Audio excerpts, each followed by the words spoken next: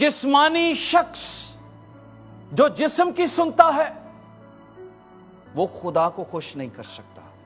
आजकल हम सब मॉडर्न हो गए, आजकल हर कोई सब जायज है।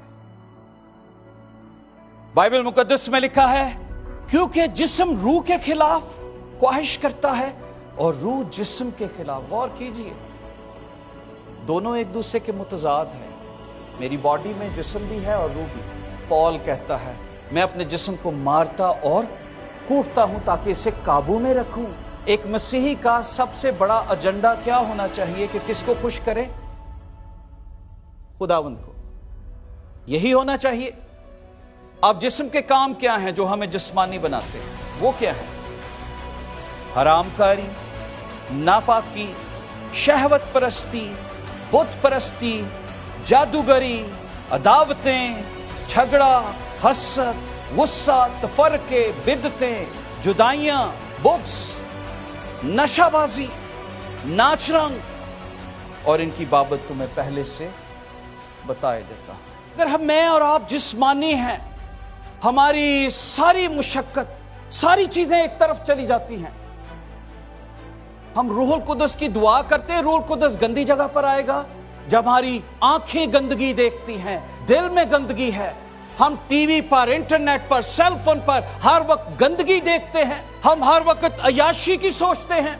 और जिंदगी के मालिक जिसने मुझे और आपको सांसें दी, जिसके बारे में लिखा उसकी मदद सराई करो, ये उसे दिल पसंद है, वो खुश होता है। हम अपनी बर्थडेज में, हम अपनी एनिवर्सरीज में, हम अपनी मैरिजेस में, हम अपनी खुशियों में खुदा को शामिल करना भूल जाते हैं, उसकी तारीफ करना भूल जाते हैं। हाउ यू विल से कि आपकी जिंदगी में खुशियां आएंगी? खुदा तो है ही नहीं वहां पर। उसकी सारे दिनों की इबादतें, उसकी दैयकियां, उसके हदिये, उसकी शुक्रगुजारियां एक तरफ, उसने मुर्दों को जिंदा किया एक तरफ, लेकिन वो जिस्मानी जिंदगी गुजार रहा था। जिस्मानी शख्स खुदा को खुश नहीं कर सकता। कई दफा लोग मुझे कहते हैं पादरी साहब अब दुनिया में रहते हैं, दुनिया को भी तो खुश करना है। तो जरूर करें खुश, दुनिया में रहें, लेकिन फिर आपका रैप्चर नहीं होगा। You will remain in the world. और जो दुनिया में रहते हैं आप उसी जगह पर रहेंगे जहां पर दुनिया जाएगी। लेकिन अगर आप दुनिया के नहीं हैं, आप अपने आप को परदेसी और मुसाफिर समझते हैं, आप ये सोचते हैं कि आपका ठिकाना इस दुनिया में नहीं है, देन यू विल थिंक जिस खुदा की हुजूरी में मैंने रहना है, क्या मैं उसे अपने कारोबार से, अपनी जिंदगी से खुश कर रहा हूं या नहीं कर रहा? अगर मेरे कारोबार, मेरे हाई स्कूल में, मेरे मिडिल स्कूल में, मेरे कॉलेज में, मेरे यूनिवर्सिटी में, मेरे काम पर I am not pleasing God, तो फिर रैप्चर नहीं होगा।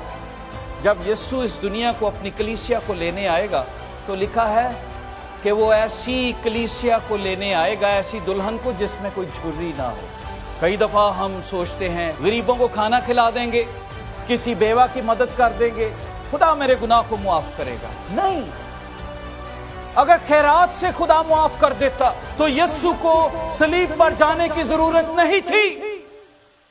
देयर वाज नो अदर वे।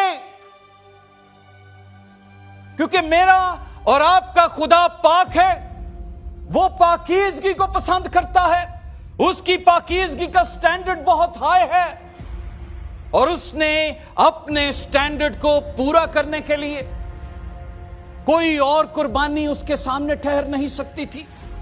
कोई बर्रा, कोई बछड़ा, चांद लम्हे के लिए हम पाक होते, फिर गुनहगार हो जाते, लेकिन एक वाहिद कुर्बानी की जरूरत थी जो बेऐब है, जो पाक है, और वो कुर्बानी सिर्फ आसमानों पर थी। वो कुर्बानी खुदा से निकली, और उस कुर्बानी का नाम इकलौता बेटा था। खुदा ने अपनी पाकीज़गी का स्टैंडर्ड पूरा करने के लिए अपने बेटे को कुर्बान कर दिया। کیا وہ مجھے اور آپ کو معاف کر دے گا جب ہم اس کی حضوری میں جائیں گے؟